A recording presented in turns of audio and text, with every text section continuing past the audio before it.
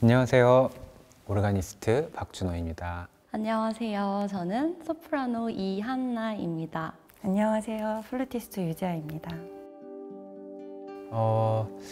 오르간을요, 사실은 피아노를 먼저 어렸을 때부터 이제 연주하다가요. 어느 날부턴가 누구나 피아노를 오래 배워보신 분이라면 공감하시겠지만 굉장히 지겨워지는 순간이 와서 예, 그때 단순히 피아노를 오랫동안 안 치고 있다가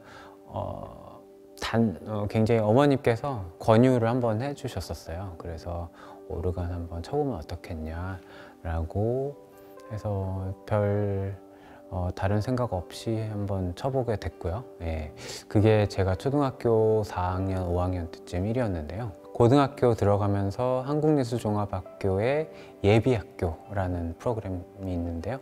거기 이제 입학하게 되면서 오르간을 완전히 전공하게 되었다고, 그때부터 전공하게 되었다고 얘기할 수 있을 것 같고요.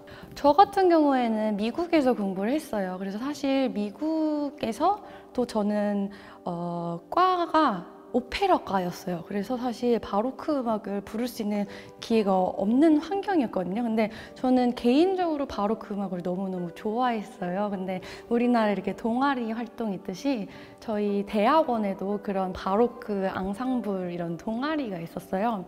그래서 그 동아리를 따로 이제 들어가서 거기서 이제 매 학기마다 한 작품씩을 공연을 했었어요. 바로크 시대라고 하면 굉장히 문화적으로, 예술적으로 굉장히 높은 수준까지 도달한 그런 시대거든요. 그때 오르간의 제작도 바로크 시대보다 한 시대 앞섰던 르네상스 시대부터 바로크 시대까지 굉장히 많은 오르간 제작에 있어도 전성기를 갖게 되고, 오르간 음악에서 바로크 시대를 빼놓을 수가 없죠. 예. 네, 그래서 아주 일부분이긴 하지만 그 바로크 시대에 굉장히 훌륭한 음악 작품들을 좀 선별해서 연주해 보게 됐고요. 이제 박사 주제도 사실 핸델 오페라의 아그리피나라는 작품을 가지고 장식음들이 예전 17세기부터 지금까지 어떻게 변화되어 왔고, 현재 성악가들이, 현대 보컬리스트들이 이 장식음들이 어떻게 해석하고 표현해야 하는지에 대한 그 과제들을 제가 논문 주제로, 박사 논문 주제로 썼었어요.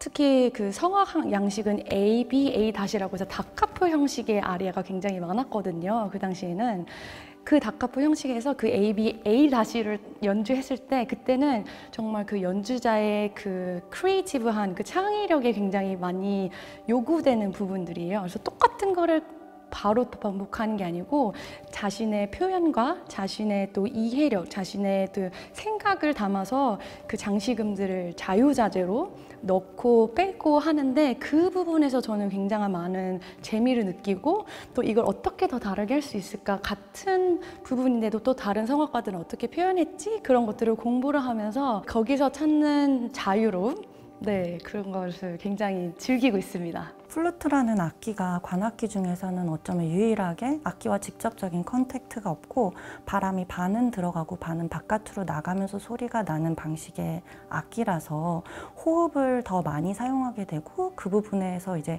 성악과 어쩌면 가장 닮아 있는 악기라고 생각돼서 성악과 함께 콜라보하는 것도 저한테는 굉장히 흥미롭고, 오르간에서도 플루트 소리를 내는 키가 있을 정도로 관악기와 굉장히 닮아 있는 악기여서 이렇게 새 악기가 어떻게 보면 새 목소리처럼 이렇게 연결돼서 연주할 수 있을 것 같아서 굉장히 흥미롭고 기대가 많이 됩니다. 음악을 연주하는 것은 단순히 행위이기도 하지만 그게 내가 그 음악이 되는 것이라고 생각하거든요. 그래서 내가 그 소리가 되는 것이고 그 메시지가 되는 것이라고, 음악이 담고 있는 메시지, 음악 자체가 되는 것이라고 생각합니다. 그래서 굉장히 신비로운 일이죠, 사실은 이 음악을 연주한다는 거. 그래서 두렵고 굉장히 떨리기도 하고 동시에 설레기도 하고 여러 가지 감정이 교차하는 것 같습니다.